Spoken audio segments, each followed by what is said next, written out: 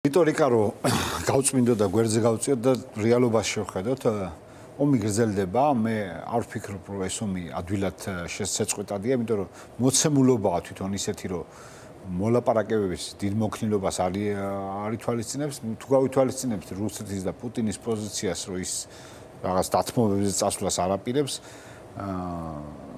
უნდა ვთქვათ, რომ ეს მშვიდობა არ შედგება. თამამად შეგვიძლია ვთქვათ.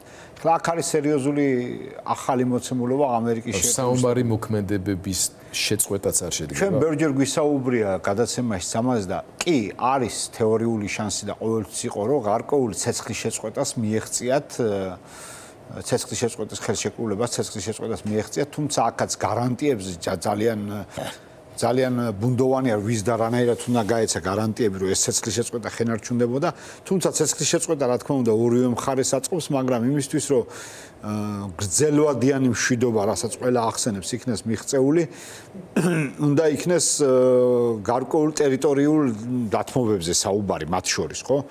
რუსეთი არ აპირებს დაკავებული ტერიტორიების დატოვებას, უკრაინა ვერ აღიარებს ვერანაირ ტერიტორიას თავის უკრაინის ტერიტორიას, როგორც რუსეთის ტერიტორიად. ანუ თუ რუსეთს არ დაუკანონეს ეს ტერიტორიები, ის არ აპირებს დათმობაზე წასვლას, აქ რაციონალიზმზე არ არის საუბარი, რაციონალური მიდგომა არ იქნება რუსეთის მხრიდან განსაკუთრებით, მას უნდა იმ ჩვენებას აწვევა, რასაც აწვევა, ხო? ეს არის მოცემულობა. ამას დაემატა ტრამპის პოზიცია, ეხლა უკრაინაზე ბევრი არჩევანი აღარ არის, უკრაინას გააგრძელებს ომს, რაც უნდა გააკეთოს, გააკეთოს. აქ არჩევანი არის, რას იზავს ამერიკის შეერთებული შტატები და რას იზავს ევროპა.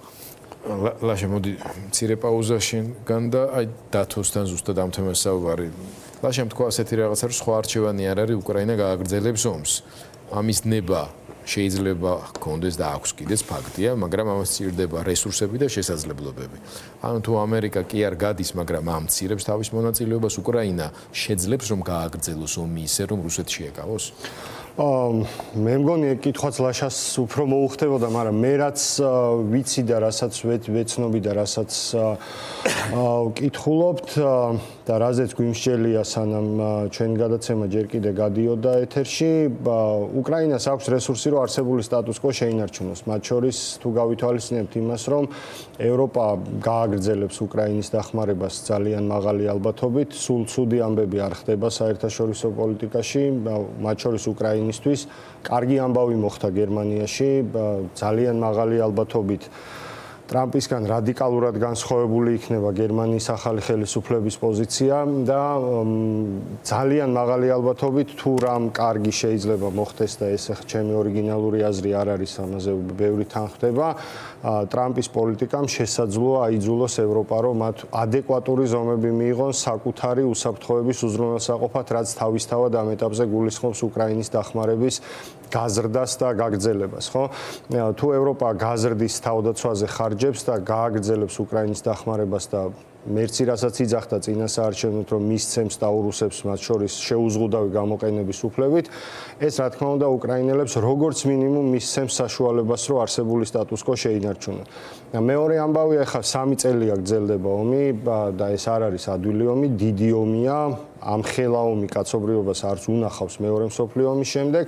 მით უმეტეს ევროპის კონტინენტზე, ამიტომ ცხადია უკრაინას თავისი გამოწვევები აქვს, მათ შორის პოლიტიკური, მათ შორის დემოგრაფიული ან მობილიზაციის პრობლემები, ეს ყველაფერი არსად წასულა, მაგრამ რა ეგ პრობლემები რუსეთსაც აქვს, ანუ არც რუსეთი არის ამ ხრივ რაიმე რაღაც განსაკუთრებულ უპირატესობას ისინიც არ ფლობენ. შესაბამისად, მე მგონია, რომ თქვენ კითხვაზე პასუხი არის დიახ და შესაძლებელია, რომ უკრაინელებმა ბრძოლა გააგრძელონ, სტატუს-კვო შეინარჩუნონ და რაღაც ეტაპზე შეიძლება მცირედი, მაგრამ შეცვალონ მათთვის სასარგებლოთაც კი.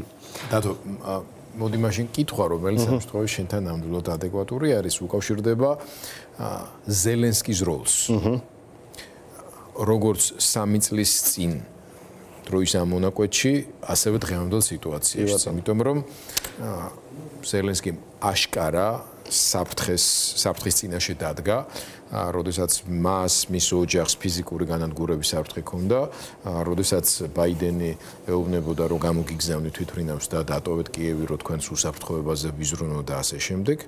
მან არჩია კიევში დარჩენა და ამან მნიშვნელოვან წილად გადატეხა სიტუაცია შეიძლება არასწორი იქნება, გაამყარა სიტუაცია, ბრძოლის უნარიანობა თავად უკრაინის მოსახლეობის და თავდაცვის ძალების.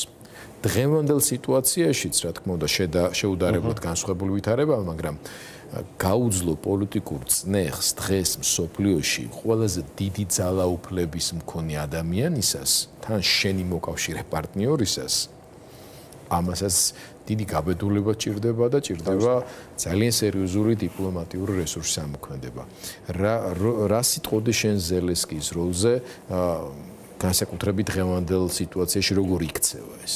კი ბატონო, მე აბსოლუტურად გულწრფელი ვიქნები და ზოგადად არ მიყვარს ხოლმე რაღაცა ერთი ადამიანის გარშემო რაღაცების რაღაც განსაკუთრებული ქება ან მისი როლის განსაკუთრებით წარმოჩენა, მაგრამ ეხლა იმის მიუხედავად, რომ ზელენსკის ბევრი უყურებდა სკეპტიკურად, მათ შორის მეც ამ მომამდე არც ამას დავმალავ და მაინც და მაინც არ ვფიქრობდი, რომ წარმატებული იყო მისი მმართველობა უკრაინაში.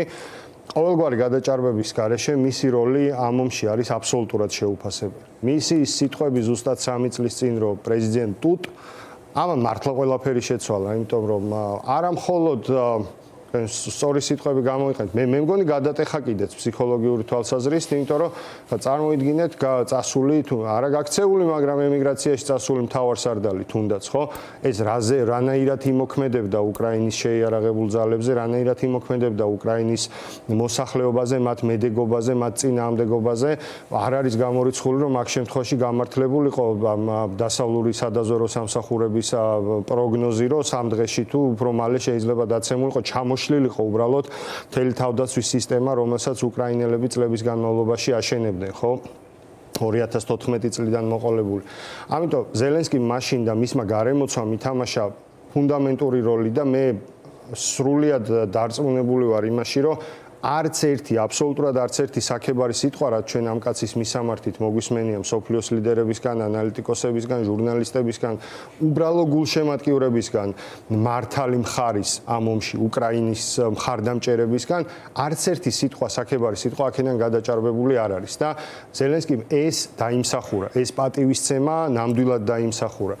ომის 3 წლის განმავლობაში მან საკუთარი თავი წარმოაჩინა როგორც აბსოლუტურად ადეკვატურმა და პრაგმატულმა ლიდერმა. გვაჩვენა, რომ ის არ არის რაც ბევრი საუბარი ყო მსახიობია, თამაშობს ეს, მაგრამ ის ადეკვატური ლიდერია, საკმაოდ ცივსისხლიანი, რაც არ უნდა გასაკვირი იყოს. ხო, პრაგმატულად უყურებს ის ამ მოვლენებს და ის იქცა ამ წინააღმდეგობის სიმბოლო. კომიკოსობიდან იქცა მთავარსარდლად და პოლიტიკოსად გაცილებით კი და ცუდის იქნებოდა, როცა პოლიტიკოსი იქცევა ხოლმე როგორც რა თქმა უნდა. თავი აი ამას წერდი კიდეც ძალიან მოკლედ ვიტყვი, რომ შეიძლება შტაბეჭდილება შექმნოდა ვინმეს, რომ პრეზიდენტობის დასაწყისში თავის პერსონაჟს ხედავდა საკუთარ თავში და დღეს ზელენსკი აბსოლუტურად სხვა მასშტაბის ფიგურა, ყოველგვარი გადაჭარბების გარეშე მისი სახელი არის მსოფლიო ისტორიის ნაწილი და ის ასე დარჩება. ამიტომ არ მგონია, რომ ამ 3 წლის თავზე მან წყალში ჩაყაროს ის ყველაფერი, რაც 3 წლის განმავლობაში აკეთა. ამიტომ კი მნიშვნელოვანი ფიგურაა. აი გავაგრძელოთ ეს თემა, ოღონდ ცოტა სხვა კუთხით. ერთია შენ როგორც შენი სახელმწიფოს ინტერესების დამცველმა, ამ შემთხვევაში უკრაინის ეროვნული ინტერესი ცადორო შეინარჩუნო პოზიციები ისეთ რთულ მომლაპარაკებელთან, როგორც არის პრეზიდენტი ტრამპი. და მეორეა, რომ რაციონალურად იანგარიშო ყველა ის შედეგი, რომელიც შეიძლება დადგეს სიტუაციის გართულების გამო. კიდევ ერთხელ აქ სიტუაციას ის ამწვავებს და ართულებს, რომ ეს ყველაფერი ხდება დიდი მსოფლიო გადალაგების პირობებში, ხო, სრულიად წარმოუდგენელი იყო, რომ მაგალითად აი პუტინი მოლაპარაკების მხარე გახდებოდა ეკონომიკური და სავაჭრო ურთიერთობების გაფართოების კუთხით, რაც მაგალითად ახლა ტრამპის აი ამ ბოლო დღევანდელ განცხადებაშია.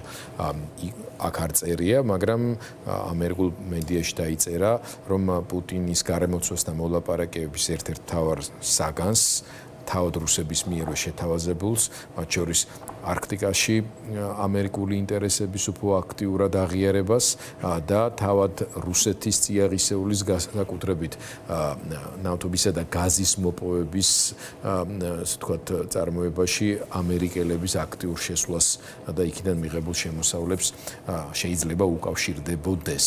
ამერიკა თავისუფალი სამყაროს ლიდერი ამ მხრივ განსაკუთრებული როლის მატარებელი იყო ისტორიაში, როდესაც მისი საგარეო პოლიტიკაც, ეროვნული უსაფრთხოების პოლიტიკაც, რა თქმა უნდა, ეყრდნობოდა ძალიან რაციონალურ გეოპოლიტიკურ ამოცანებს, რომელიც თანხვედრაში იყო როგორც მინიმუმ ღირებულებით კომპონენტებთან. რა უნდა გათვალოს ახლა ზელენსკიმ ისე, რომ წინააღმდეგობაც სათანადო გაწიოს, თავის ინტერესები დაიცვას, მაგრამ არ გადავიდეს იმ წითელ ხაზს, რომლის იქითაც დამდგარი შედეგები ძალიან მძიმე შეიძლება აღმოჩნდეს უკრაინელი ხალხისთვის.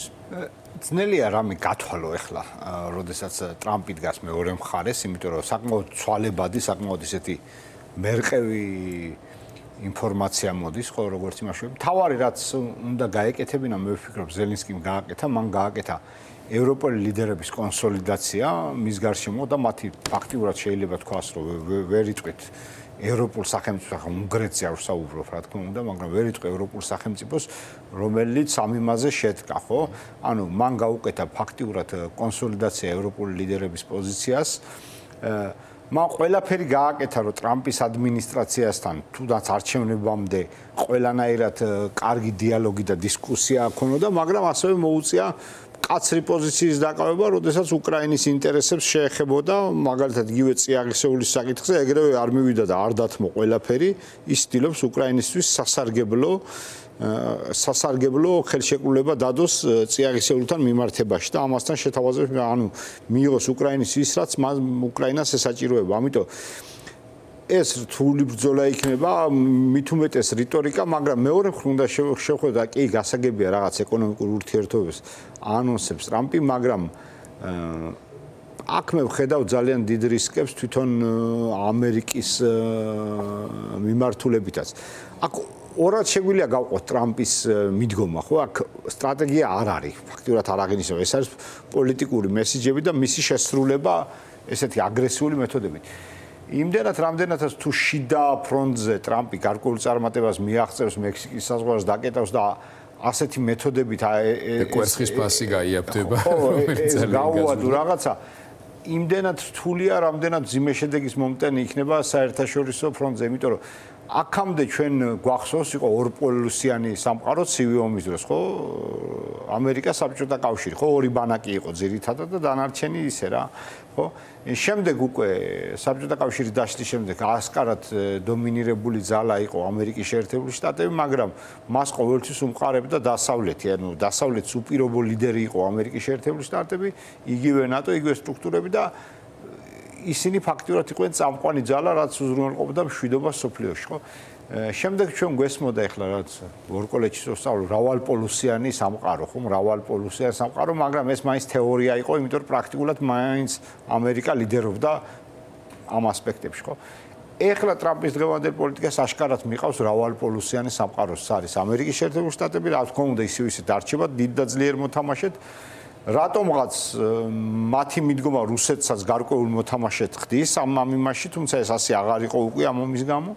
ჩინეთი თავისთავად ადგილზეა და მზარდია, ძლიერდება. ხო და კიდე ერთი მოთამაშე უნდა ჩვენ ვნახავთ ამას ჩვენ სიცოცხლეში, გახდება უკვე ევროპა. ის გახდება როგორ, რანაირად ეს ჯერ კიდე ზუსტი ფორმა ძნელი წარმოსადეგია, მაგრამ აქ უნდა ვიხილოთ რამდენიმე კომპონენტი, რაც ევროპას დღეს არ აქვს. ყველაზე მთავარი კომპონენტი ჩვენ გვესმის შეიარაღება ევროპას აქვს, მრეწველობა ევროპას აქვს, ეკონომიკა ევროპას აქვს. ის რაც ევროპას დღეს არ აქვს, ეს არის პოლიტიკური ლიდერობა. ანუ მეორე მსოფლიო ომის შემდეგ ევროპა მიჩვეული იყო, რომ ამ პოლიტიკურ პროცესებს ყოველთვის ლიდერობდა ამერიკის შეერთებული შტატები და ისინი ამას ყვებოდნენ როგორც პარტნიორები. ეხლა ამ ახალ სტრუქტურაში ეს ვეღარ იქნება, ევროპას მოუწევს თვითონ ლიდერობის თავის თავზე აღება. მე თამამად შემიძლია ვთქვა, რომ დანარჩენი კომპონენტები ევროპას აქვს.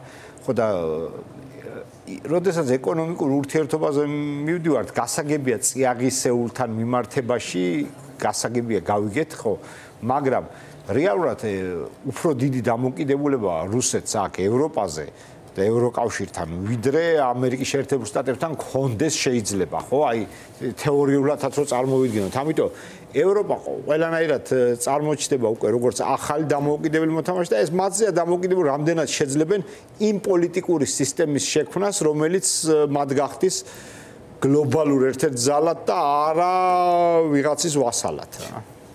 დათო და ამ შეკითხვით დავამთავროთ ეს ნაწილი ჩვენი საუბრის, რაზეც ახლა საუბრობდა ბატონი პოლკოვნიკი. ჩვენ საუბრობთ იმაზე და ლაშა ამბობს და მართლაც კარგად ესმის ეს, რომ პოტენციალი თავისთავად მათ შორის სამხედრო ინდუსტრიის შესაძლებლობების გაფართოების და უზრუნველყოფის ევროკავშირის წევრ სახელმწიფოებს ნამდვილად აქვთ. ის რომ გერმანია საჭიროების შემთხვევაში შეძლებს ამ ინდუსტრიის შესაძლებლობების კიდევ უფრო მეტად გაზრდას, ну ამაზე ასე ვთქვათ მათი საინჟინრო პოტენციალი და წარსული მეტყველებს, ხო? ამას ისინი შეძლებენ. თუმცა აქ არის ესეთი რთული სიტუაცია. ევროკავშირმა დღესაც აჩვენა, რომ ტრამპის პოლიტიკის სრულად საწინააღმდეგო მიდგომებს ინარჩუნებს, ისეც როგორც მანამდე ამერიკის შეერთებული შტატებისაც იყო.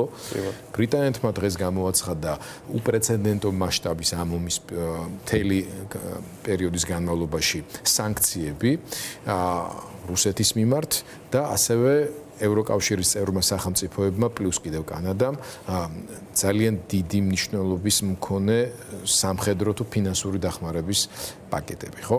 ევროკავშირმა თავის მხრივ კიდევ ცალკე ახალი პაკეტი გამოაცხადა რუსებთან მიმართ, რომელშიც მოყვნენ მსხვილი ბანკები, უმსხვილესი ოლიგარქები, მათ შორის ჩვენი ადგილობრივი ოლიგარქის საძმაკაცო ცნობილი ადამიანებით და ასე შემდეგ, ხო? ანუ ეს მიმართულება არათუ შესუსტდა, არამედ პირიქით უფრო მეტად იზრდება წნეხი რუსეთზე. ამ დროს პუტინი მაგისთან ელაპარაკება ტრამპს, რომელიც ეუბნება რომი დავამთავროთ, ჩვენ სანქციებსაც შეგიმსუბუქებთ, ყველაფერი უკეთესობ და ჩვენც ვივაჭროთ ამ მიმართულებით, არა? ფაქტია რომ ეს არ გამოდის. ანუ მარტო ტრამპზე აღარ არის დამოკიდებული ამ პირობების შესრულებას და მეტიც თავად პუტინის მხრიდანაც უკრაინის ომის დაწყების ამოცანას არ წარმოადგენდა ნატოში მისი გაწევრიანების შეფერხება, იმიტომ რომ ეს პროცესი ისედაც შეფერხებული იყო ჩვენ და სამწუხაროდ. ყველა მიცის რომ ეგრე იყო. შესაბამისად, აი ეს აქცენტი იმაზე, რომ ახალი არჩევნები, ზელენსკი დიქტატორია წავიდეს და რაღაცები, ყველაფერი ამ სცენარის ნაწილია და ჩემი კითხვა რაში მდგომარეობს. რუსეთი იბრძვის არა მარტო ტანკით ფრონტზე, არამედ არანაკლებ და ჩემი აზრით კიდევ უფრო მეტად ეფექტური არის ჰიბრიდული ომის პირობებში. საქართველოში მან ეს შეგვისრულა ძალებში რომ ვთქვათ, იმედი გვაქვს რომ ბოლომდე ვერ გაიტანს, ამიტომ ხვალ 25 თებერვალს რაც შეიძლება მეტი უნდა ვიყოთ დედაქალაქის ცენტრალურ ქუჩებში, მაგრამ ევროპაშიც წდება მისი ეს საცეცები.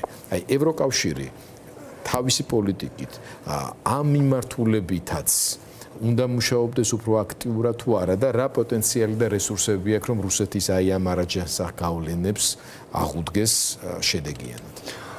კი, ძალიან სწორი კითხვაა და სწორი აქცენტია, იმიტომ რომ მე ამ შეფასებაში ბოლომდე გეთანხმები.